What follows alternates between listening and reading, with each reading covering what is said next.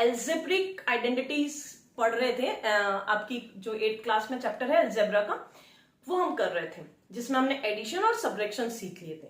आज हम सीखेंगे प्रोडक्ट यानी मल्टीप्लीकेशन।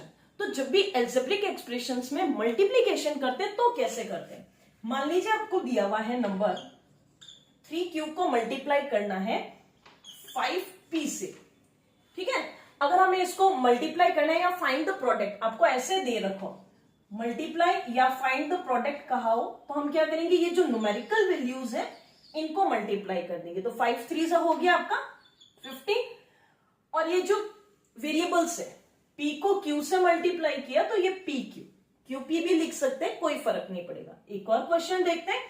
अगर आपको दे दिया -3a² bc, इसका प्रोडक्ट आपको करना है -5abc 3 हम 8 ले लेते हैं 8bc। अब जैसे हम एडिशन और सबट्रैक्शन में लाइक टर्म्स देख रहे थे कि लाइक टर्म हो तो ही हम ऐड और सब्ट्रैक्ट कर रहे थे, मल्टीप्लाई में ऐसा नहीं है, हम सबको मल्टीप्लाई करेंगे। तो यहां सबसे पहले आप देखिए जो न्यूमेरिकल्स वैल्यूज है, ये जो नंबर्स है इनको मल्टीप्लाई करेंगे, ठीक है ना। तो यहां पे हो जाएगा आपका 5 3 15, और ये देखिए माइनस का 3 और माइनस का 5, तो -3 इंटू -5 इंटू 8, तो माइनस माइनस प्लस हो गया। 5 3 15, 15 8 120, तो ये तो प्लस का आएगा।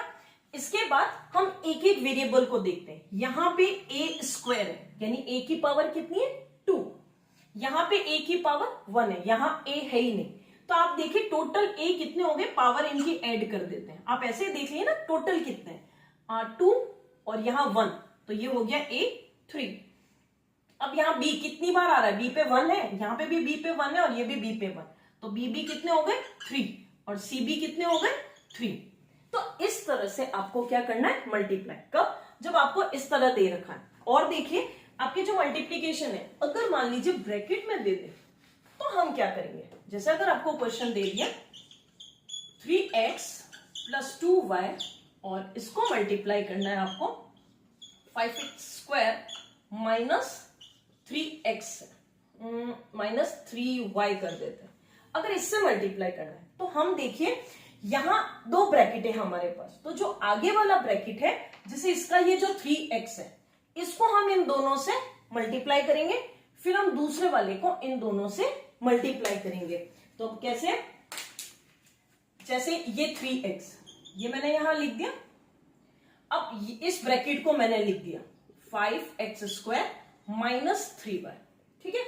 अब हमारे पास ये है, इसके आगे नंबर हमारे पास प्लस का, साइन प्लस का है 2y, और फिर से इसी ब्रैकेट को लिख दिया।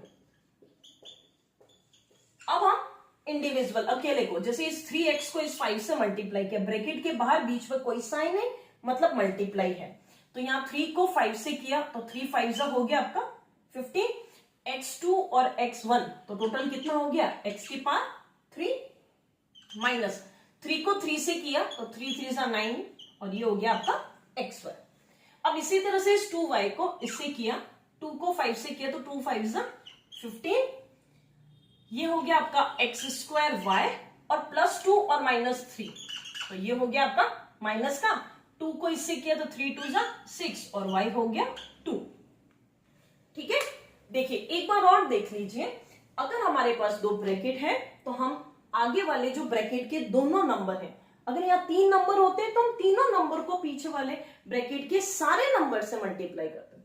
तो यहां पहले 3x से मैंने 5x² को मल्टीप्लाई किया, तो 3 5 15x3, फिर इसी 3x को हमने 3y से किया तो 3 3 9xy, फिर 2y को हमने इन दोनों से मल्टीप्लाई किया तो 2 5 सॉरी यहां 10 लिखना था, तो 2 5 10 x² y, और फिर 2 को इससे किया तो 6y²। अब अगर यहां कोई लाइक टर्म्स है तो हम उनको ऐड करेंगे, नहीं तो ये आंसर हो गया आपका। घबराने की जरूरत नहीं है, एलजेब्रा में आंसर इतने लंबे भी आ सकते हैं। क्लियर है। एक और क्वेश्चन देख लेते हैं। जैसे मान लीजिए आपको क्वेश्चन दे रखा है -5x, इसको प्रोडक्ट निकालना है आपको 3y plus 6x plus 2z इससे मल्टीप्लाई करना है। अब हमारे पास यहां सिर्फ एक ही नंबर है और वो भी माइनस है, तो इस -5x को इन तीनों से अलग अलग मल्टीप्लाई करेंगे। तो ये जो -5x है, पहले मल्टीप्लाई किया हमने इसको 3y से, फिर हमने ये प्लस -5x को मल्टीप्लाई किया मैंने 6x से, फिर हमने -5x को मल्टीप्लाई किया 2z से। तो अगर 5 को 3 से किया तो ये हो जाएगा आपका 5 3 से 15 और माइनस का आएगा और ये हो गया आपका xy। इसी तरह से ये प्लस माइनस माइनस हो जाएगा और 5 6 30 और ये हो गया आपका x²। अब यहाँ 5 2 ये हो गया 10xz। तो ये इस तरह से हम इसको सॉल्व करेंगे।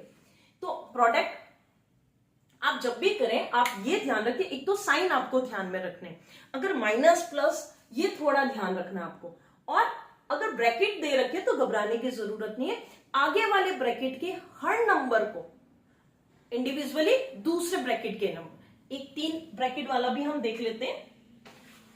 देखिए जैसे अगर आपको दे रखा है, ये दे दिया 3x² plus 2y plus 3z और इसको मल्टीप्लाई करना है 5x² माइनस 6y से। तो अब यहां क्या करेंगे हम कि ये जो ब्रैकेट, देखो आप लिखने की भी जरूरत नहीं, आप डायरेक्ट कैसे कर सकते हैं, इस 3x² को पहले इससे मल्टीप्लाई किया, ब्रैकेट का फर्स्ट नंबर इससे किया, तो ये हो गया मेरा 3x² इंटू 5x²। बगैर ब्रैकेट में इस तरह से लिखे हम ऐसे भी कर सकते हैं।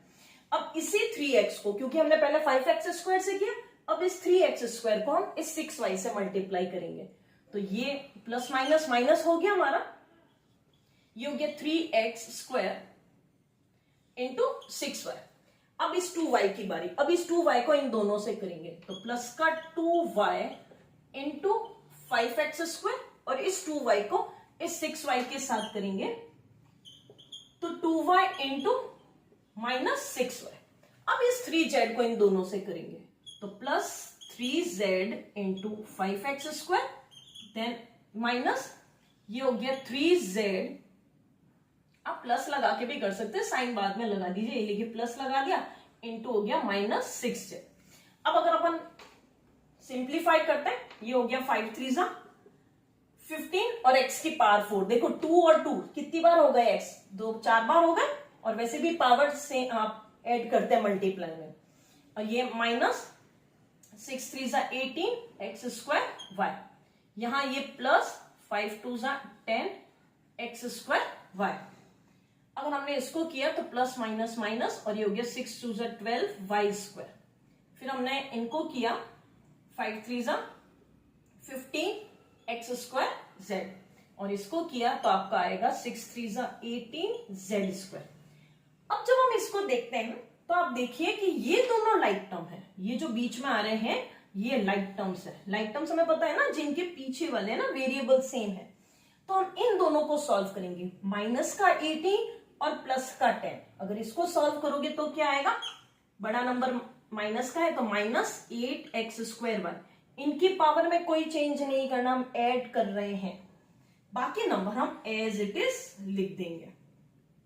ये हो गया 12y², then plus 15x²z and minus 18z²। Clear है?